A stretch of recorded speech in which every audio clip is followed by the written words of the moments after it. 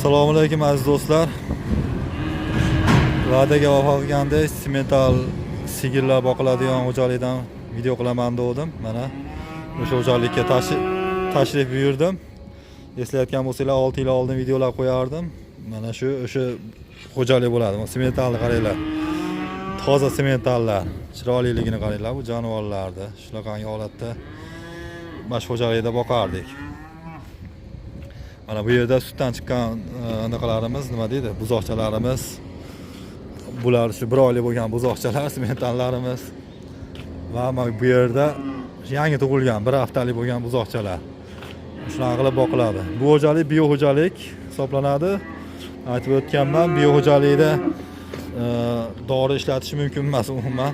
Haligi ozuqasiga ham, boshqasiga ham, gerbisid, sepilib yetishtirilgan ozuqasiga ham. Hammasi tabiiy bo'lish kerak. Hozir endi bularga sut beriladigan vaqti bo'lib qoldi. Hozir bularga sut beriladi, sut isitilyapti. Hozir ko'rsataman uni ham.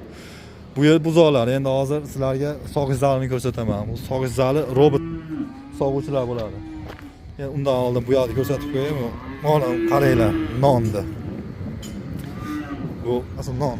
Do'kondan keladi bular. Qatib qolgan yoki muddat o'tgandan keyin shunaqa ham olib kelyapti ekan. Plus mana kartoshka. Kartoshka ham shu energiya oqsil olib keladi. Yo, anaqa kraxmal. Shuning uchun kartoshka va non berishadi ekan. Qotgan nonni bersa bo'ladimi desa, ma'lum miqdorda bersa bo'ladi buni ham ratsionga aralashtirib. Bu buzoqchalarimiz ana. Hozir chiroyli, yaltirashini qaranglar bu buzoqchalarni. Jonivor, endi bularni enasini ko'rsataman endi xudo xolasa. Bu xo'jalikda shu 4 yil ishlaganman. Bu bio xo'jalik asosan semental sigirlar boqiladi. Shu Bavariyadan maxsus shu 100% lik joydan olib kelingan semental buzoqchalarimiz. Sigirlar olib kelingan, shu birinchi tug'ma, shundan beri boqiladi. Endi mana katta molxonalar, sigirlarni turadigan joy. Bu yerda shu katta buzoqchalar turadi, u 1 yoshlargacha bo'lgan. Bu yer katta sigirlar turadi. 100 ta 120 ta sigir sog'ilyapti hozir. Ko'rayotgan bo'lsanglar, mana robot sog'uvchi. Bu yerda hozir robot sog'uvchiga kiramiz. Xudo xolasa.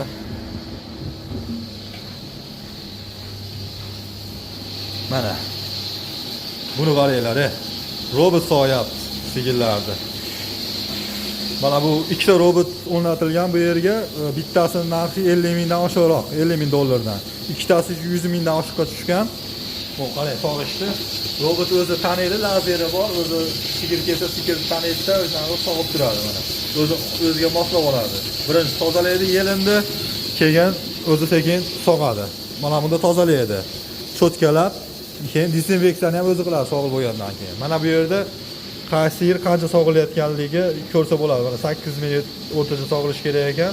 Litrlarga da mana ko'rayotgan bo'lsanglar, qaysi yelindan qancha sut chiqayotganini aytib turadi mana. Ikkita oldidan mana bu ko'rsatib qo'ygan. Foneling oldi, orqa, shuni ham bilib olsanglar bo'ladi. Qaysi yelindan qancha sut chiqishini. Umumiy mana 6 litr, 5 litr. Voy. Bu yerda mana ikkinchi robotimiz. Hozir ikkinchi onaga sigir kirmabdi. Sigir kirsa hozir ko'ramiz. Bu yerda hozircha mana endi taniyapti. Mastit bo'lgan yoki yangi tuqqan sigirlarning suti mana bu yerga tushadi. Mana bu yerda mana ko'rayotgan bo'lsanglar mana bu yerga tushgan buzoqlar uchun bu. Alohida mana bu yerga paqirlarni qo'yib qo'yasiz. O'zi shu yerga sog'adi. Lekin toza sutni mana yerdan ko'rsangiz bo'ladi. Umumiy mana robotning ichi mana shuni ichiga sog'ilinadi robot. Hammasi avtomatlashtirilgan. Ko'rayotgan bo'lsanglar, Leli firmasiniki, bu katta Yevropada juda tanish firma.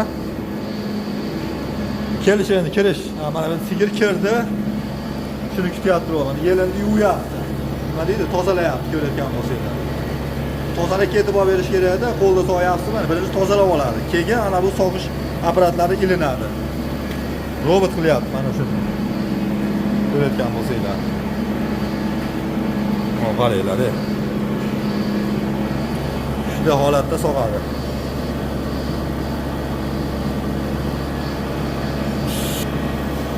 Mana qarang, yeladi, tozalashini. Endi ashada kelgan anaqaga sog'ish apparatiga ulaydi o'zi. Sog'ilib bo'lgandan keyin sekin dezinfeksiya qiladi. Mana bo'ldi. Endi mana apparat ilinishini qarang. Lazer o'zi tanib oladi, qanday holatda nima qilishini, ildi, selinini, ikkinchisini ham ildi, uchinchisini ham ildi. To'rtinchisi ham. Bo'ldi. Endi qaysi yelim qancha sog'ilayotganini mayli ko'rsatib turadi. Mana chap oldi, chap orqa, yo'q, chap unaqa ekan. O'ng, chap, shunaqa. Mana bu ham shu orqadagilar, ikkala orqada, bu ikkala oldida. Shuni ham bilib olsangiz bo'ladi, qaysidan qancha sut berishi mana ko'rayotgan bo'lsanglar. Shunaqa robot bilan sog'ilinadi. Mana idorasi, byurosi. Mana bu yerga ham hozir kiradi sigir. Ke jonivor. Odamdan ham qo'rqmaydi. Mana bu yerga kirsa, u yerda yem tushadi, alohida o'sha yemdan yeb, nima deydi? O'sha yemni yegani kelsa, sigir tanib oladi va o'z sog'ishga ulaydi. Hozir yemni ham tarqatyapti ekan. Buni ham ko'rsatib o'tdim.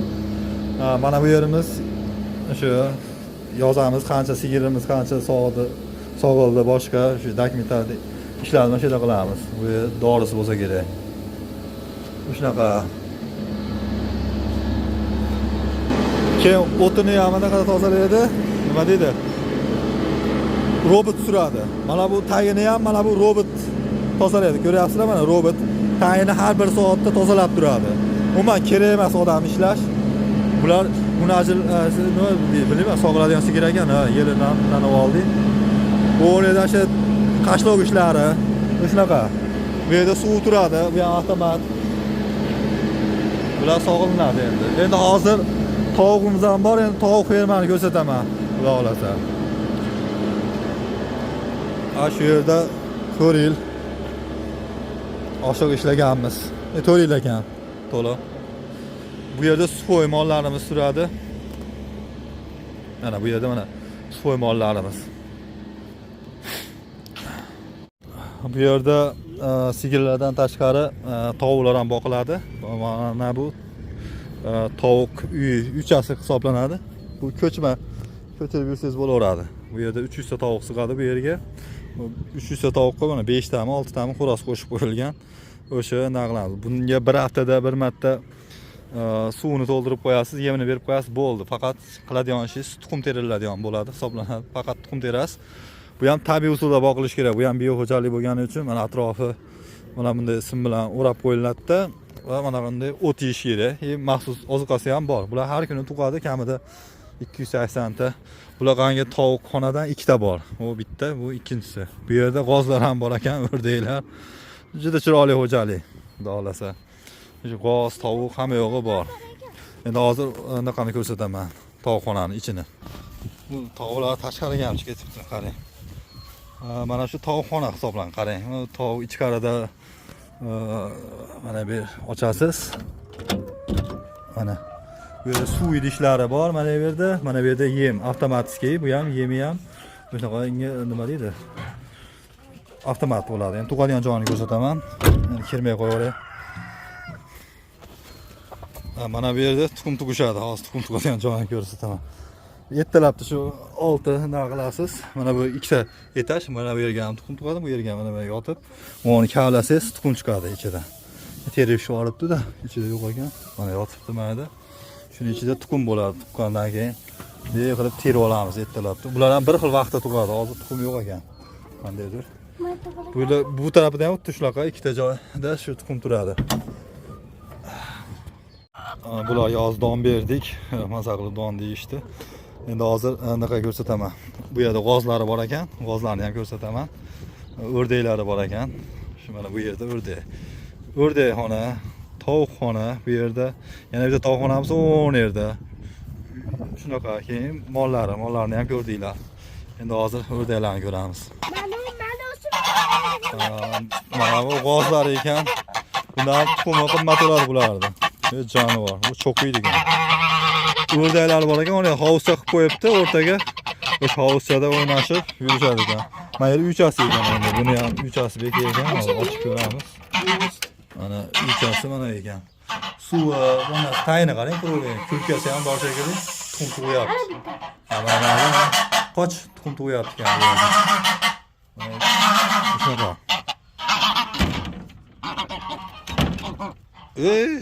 Qarang, kelgan. To'qolman deydi. Mana bu bunaqalari, nima deydi? Yer haydaydiganlari, mana bu ham yer tekizlaydigani. Bu apparatimiz o't ekardik, o't urug'ini, keyin bug'doy, arpa shunaqa ham ekiladi. Mana bu yerga shu arpa ekilibdi, rogan deb qo'yadi, arpa emas, boshqa narsa. Shu bug'doyga o'xshaydi. Shunaqa ekilgan. Mana bunda ham o't ekilasdi. Mana bu makka ekilgandan keyin mana shunda tekizlab qo'yilardi. Bunaqasi yerga qattiq bosish uchun, asfalt tekizadigan silindr, o'shuning kattasi, ichiga suv to'ldiriladi, tonna. O'sha og'irlik bilan buni nima deydi? Yer tekizlanardi. Mana daladan olib kelingandan keyin mana shunday yana o't beriladi, silos, ko'rdinglar. Bu yerda sog'ilyapti, sog'ib chiqib, mana yerda kechki yemini, oziqasini yeydi. Shunaqa qilish kerakki, oziqasini o'zgartirmashingiz kerak. Dalada yegandan keyin ham baribir tashqari yana ratsion bilan boqishingiz kerak bu mollarni.